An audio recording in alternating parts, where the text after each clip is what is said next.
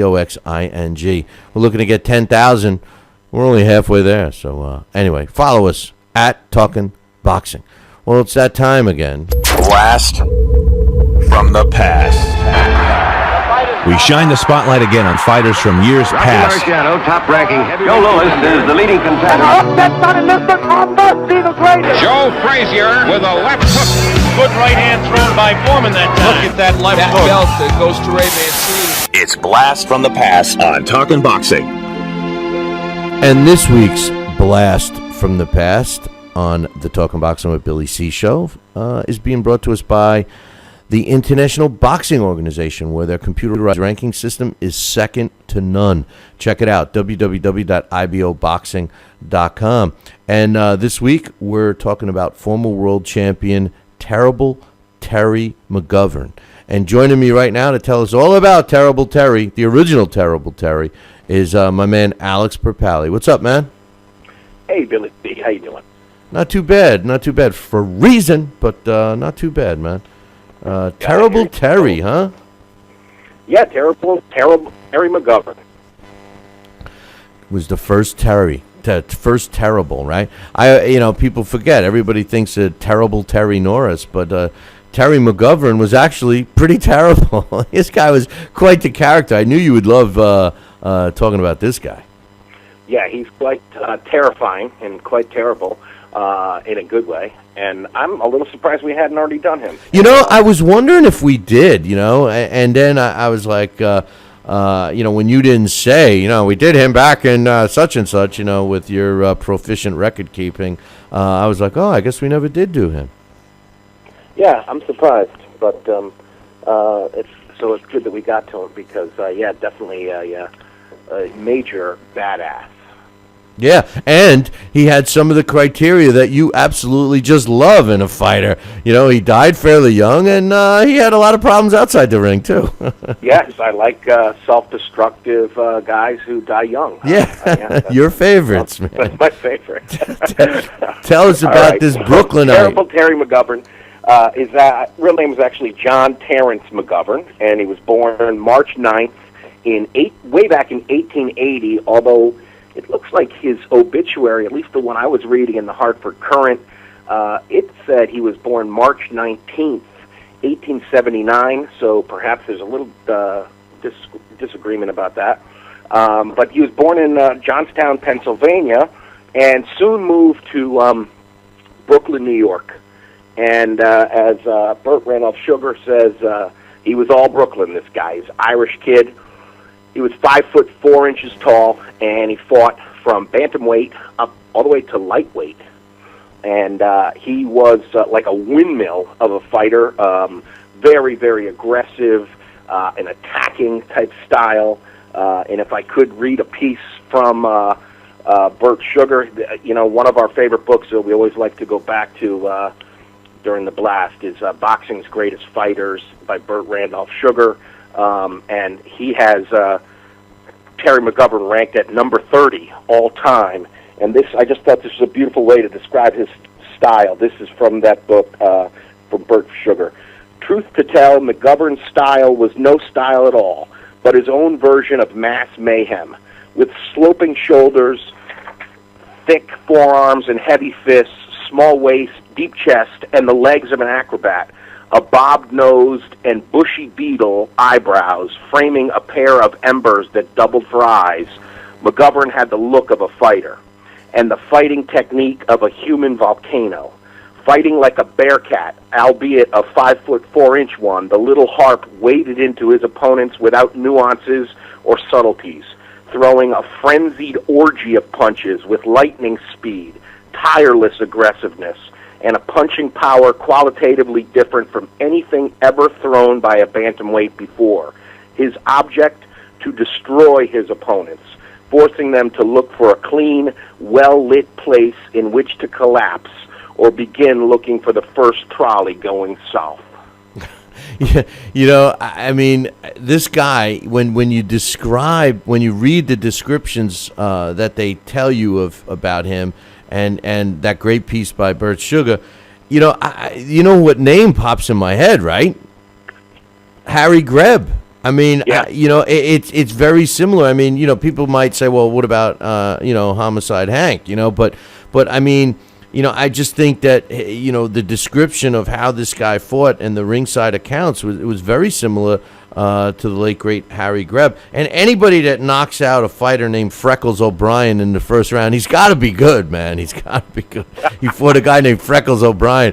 Talk about the Irish, a bunch of Irish fighters during this era. Freckles O'Brien.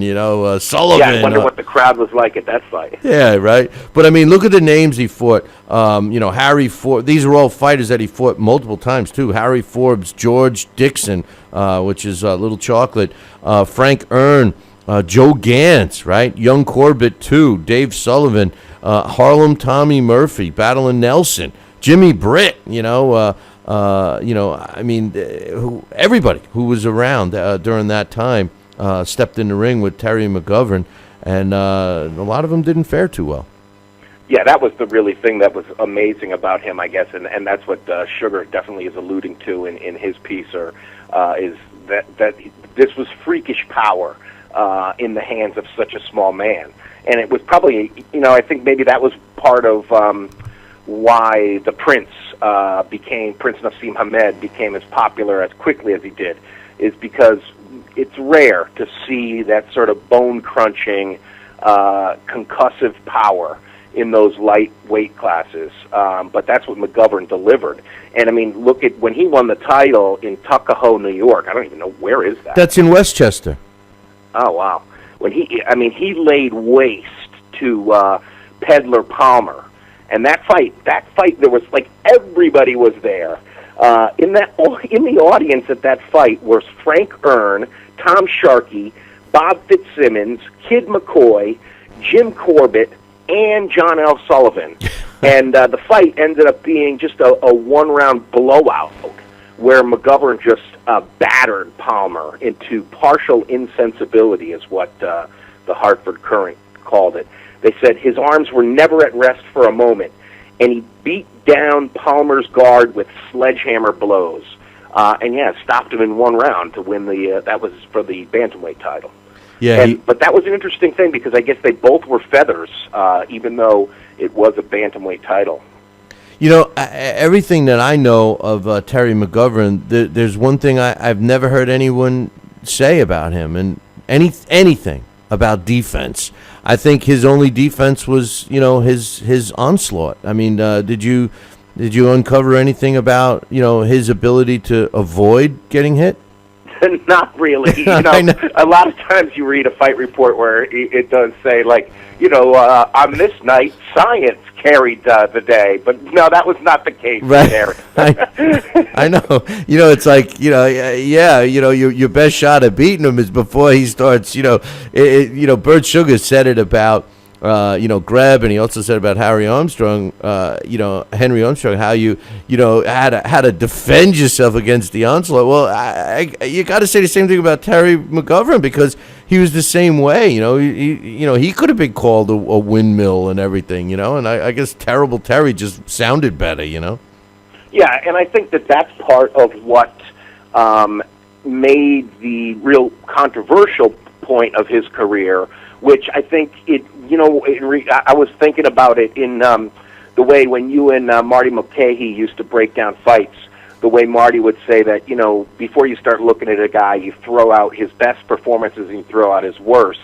And I think probably you could easily say the best-looking performance on his record is the knockout win over Joe Gans.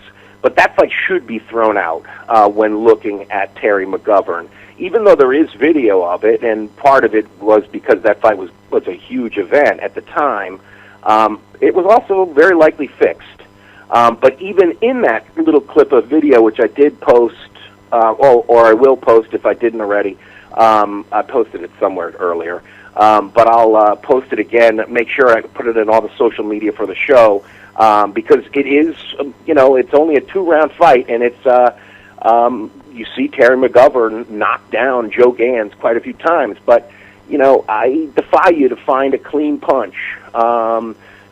It's very likely that Gans threw that fight. and it's a very controversial thing still to this day. It got boxing banned in Chicago, but Colleen Aycock and Mark Scott talk about it extensively in their biography on Joe Gans. And it was, I mean, you've watched it too, I'm sure, Bill, right? You think it was a fixed fight? Yeah, and Chicago didn't have boxing come back because of that fight for, I think, 20 or 30 years, you know? I mean, I don't think it was until Dempsey Tunney, if I'm not mistaken. Yeah, it was, and wasn't that when they incorporated the new rule about going to the neutral corner? Yeah.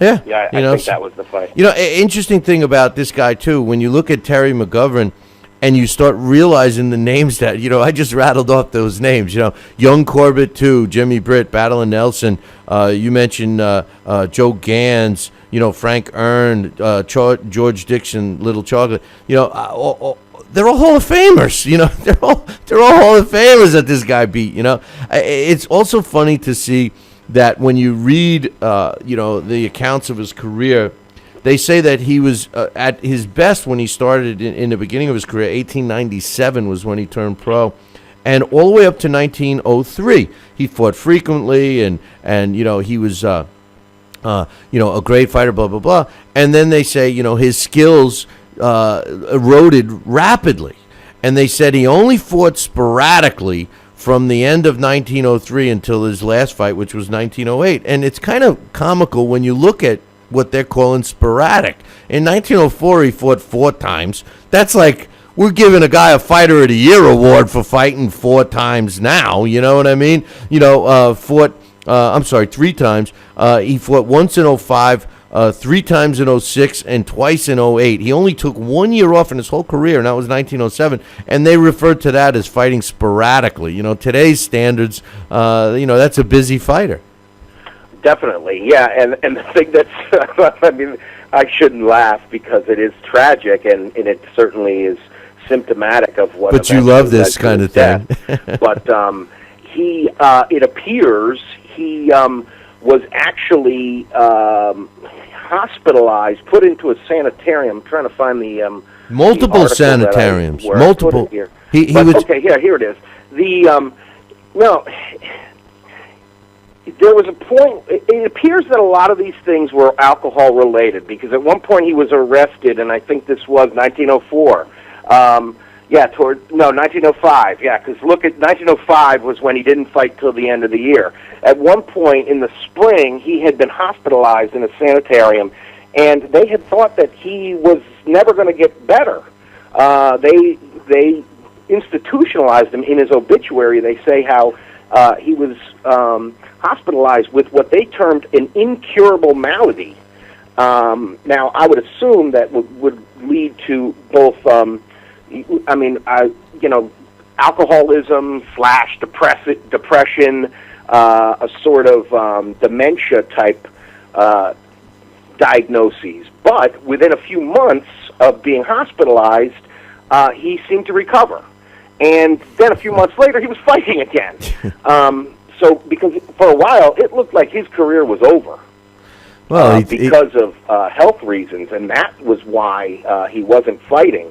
But then he started the comeback towards the end of 05, and eventually fought Battling Nelson in that second career there, and Jimmy Britt, like you mentioned, and Young Corbett again. Right. Well, Young Corbett. Well, you know, it is kind of surprising to hear that, you know, an Irish fighter back in the turn of the century would actually be, you know, have an alcohol problem. I mean, it is kind of shocking to hear that. I mean, you know, all these guys there. I mean, we all saw the story with John L. Sullivan. They chained him up in a bar. And I think that's the other thing too that is part of it, is that the lifestyle of the fighter. I mean, that's one of the things they mention, is that this guy, for the time, I mean, he was really popular.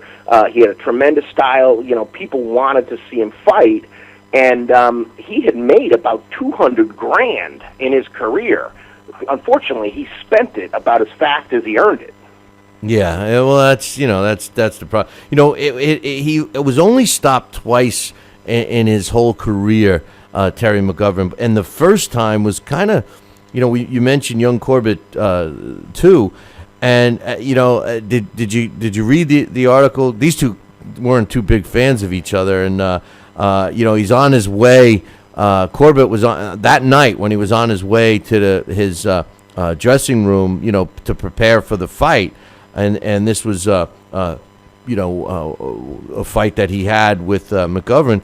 He's passing by McGovern's dressing room and he's yelling, "Come out, you Irish rat, and take the licking of your life." He's got you just don't see that kind of stuff anymore, And then they proceeded to knock each other down in the first round and give the audience today when you hear fighters say that to each other, they don't really mean it. These guys really meant it, and he ended up suffering his first knockout loss of his career at the hands of young Corbett too. Yeah, and these guys, and I'm pretty sure that both young Corbett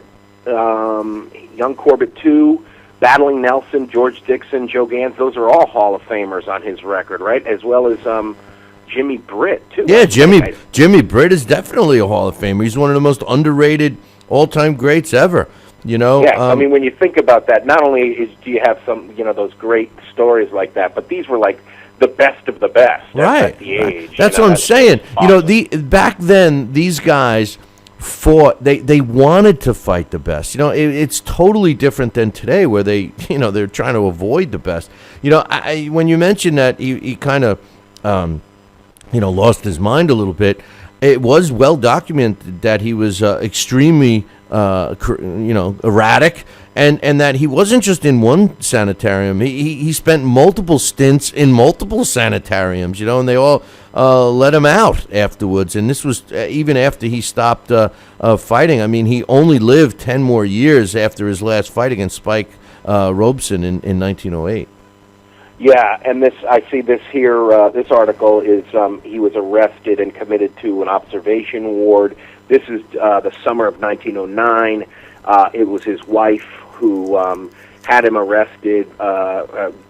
She complained, and I guess when the cops got there, they arrested him on intoxication. But yeah, he was released later and discharged as, quote, cured. But the thing that was interesting about him, and I didn't mention this earlier, I'm sorry, that earlier in his career, he was not only was he boxing, but he was also making money working on the stage. He would do and I guess this is not uncommon in a lot of the fighters at this time. Boxing was just so much more popular back then. So people wanted to, that's why when Chicago banned it was a big deal. But he would do a play, and it was called The Bowery After Dark, and evidently it was sort of like a dark comedy, I guess, kind of like a Penny Dreadful, because from one of the write-ups of it, it sounds like there were some really gory scenes, and I guess, it seemed they like to do this kind of thing, sort of trick the audience, because I guess they would put rumors out there that there was a scene about a pit full of snakes, and then people would be in the audience, they're worried and nervous about the snakes, but then there never would be a pit of snakes. So it was that like an ad campaign or something? But evidently in this play, he would also do a little boxing in that, and he would spar with a guy, Danny Doherty, who was one of his earlier opponents, who then worked with him later as a sparring partner. And it does appear that afterwards, after his career, unfortunately, he worked in the theater, but then only as a ticket seller. So, yeah, it does seem that whether it was alcohol and boxing itself that took quite a career on him physically as well as probably mentally too. He is listed as a boxer/actor, so he must have put in enough time to be regarded as an actor. So that's interesting. I know he was never in a film, was he? I didn't check on IMDb, but I will. I'll check and see if he was. But I know that he was in on stage and stuff, but I didn't know if he ever was in a movie. I guess it would have had to have been a silent movie, right? And yes, because that was one of the things that's amazing about the footage that people should really go on the web and check it out, because the footage of the fight with Joe Gans, this is one of the first films They had Thomas Edison there ringside working the thing, or helping to work it. So he was the first one to do it. He was the first one. The very first film of anything was a boxing match, and Edison did it. And they think he invented the light bulb only. Come on. But all right, who did you put Terry McGovern in with? Okay, so I put him in. Right now, there's been a little bit of a shakeup in the bantamweight division because Anselmo Moreno lost that technical decision after a cut to a guy who is unfortunately not in the game, Payano. That fighter is not in the game. However, Moreno is. So I had Terry McGovern first fight Anselmo Moreno, and McGovern won a unanimous decision by pretty lopsided. Scores were 117 to 107, 118 to 107, and 118 to 108. I then had them fight 100 times, and McGovern comes out on top. 65 wins, 32 defeats, 3 draws. He knocked out Anselmo Moreno 45 times. Moreno was able to stop him 20 times in the 32 wins he had. Then I put him in against Guillermo Rigondeaux. Rather than put him against all the junior titles, I figured, well, let's just sort of skip to like one of the best guys in this area.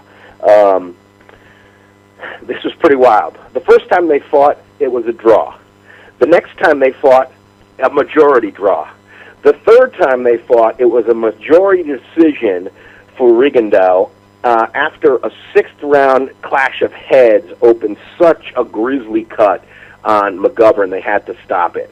I then had them fight 100 times, and Rigondeaux comes out way on top. McGovern only won 16. Rigondeaux won 81, and 3 were draws. McGovern was able to stop Rigondeaux 11 times, and Rigondeaux stopped him 46 times. And then once, just for fun, I had him fight Prince Nassim Hamed because, he was the hardest punching featherweight of the modern age. And the first time they fought, it was a barn burner. I just had them fight once, rather. It was a barn burner, and Hamed was down. Hamed had McGovern down 3 times in the 5th, 9th, and 10th, and then Hamed had him down. McGovern had Hamed down in the 12th. Hamed wins a unanimous decision, 115 to 110, 115 to 108, and 114 to 109. Oh, I'm sorry, and I did have them fight 100 times. And Hamed actually gets the better of him. McGovern only won 15 of them. 84 were losses and 1 draw. He was able to stop the Prince 12 times. The Prince knocked him out 77 times. Wow. That's kind of strange because the guy's only been stopped twice in his whole career. I mean, and with all the names he's fought, and he's had 80 fights in his career, he's only been stopped twice, and he's getting knocked out in the game.